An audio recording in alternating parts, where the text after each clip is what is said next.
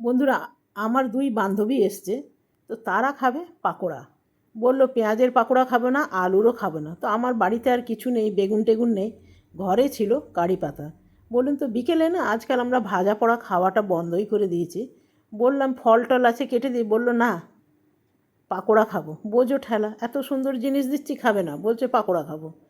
নানা রকম ঘরে ফল আছে, তরমুজ আছে, আপেল আছে, আম আছে, কেটে দিলেই কিন্তু পেট ভরে যায়, ওগুলো খাওয়াও ভালো। বললো না পাকোড়া খাবো। সেই এখন পাকোড়া বানাচ্ছি। ঘরে ছিল কারি পাতা, এখন তো ধনে পাতার সিজন না, তো আমাদের এদিকে ধনে পাতাটা যেহেতু বৃষ্টি পড়ছে খুব ভালো পাওয়াও যায় না, তো সেই জন্য ভাবছি কারি পাতার পাকোড়া করে দিই। এখানে নিয়ে নিলাম চালের গুঁড়ো, নিয়ে নিলাম সুজি, বেসন, আর নিয়ে নিলাম একটু ময়দা। এরপরে জল দিয়ে দিলাম। তবে আপনারা চাইলে এখানে ময়দার বদল কর্নফ্লাওয়ারও দিতে পারেন, সেটাও ভালো হয়। আর এটা ভালো করে ঘোল করে নিয়েছি। এই যে দেখছেন চামচ থেকে হালকা হালকা পড়ছে, আর এই যে দেখুন ঠিক যেন এমনি হয়, একদম গাঢ় যেন থাকে। এরপরে কারি পাতাগুলো খুব ভালো করে আমি জল দিয়ে ধুয়ে নিয়েছি। এর আগেও আমি দেখিয়েছিলাম, তবে কারি পাতার পাকোড়াটা আমাদের বাড়িতে সবাই খুব পছন্দও করে। আর আমার বন্ধুরাও আজকে প্রথমবার খাবে আমার বাড়িতে কারি পাতার পাকোড়া।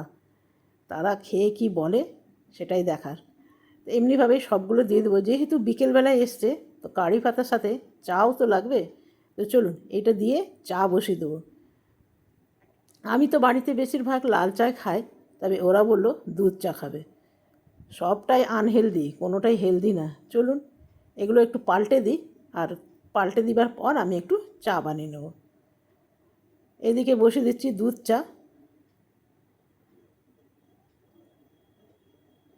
তবে দুধ চায়ের বদল আপনারা যদি লাল চা খেতে পছন্দ করেন, আমার তো খুব ভাল লাগে লেবু চা। এখানে ততক্ষণ চাটা হোক, তবে চিনি দেবো খুব কম, ওরা চিনি খুব কমই খায়, সেই জন্য চিনিটা দিলাম খুব অল্প। তো চলুন একবার এগুলোকে পাল্টে নিই। একবার বাড়িতে এরকম বানিয়ে দেখবেন, কারি পাতার আপনারা ফ্যান হয়ে যাবেন। আর কারি পাতাটা খাওয়া ভালো জানেন শরীরের পক্ষে।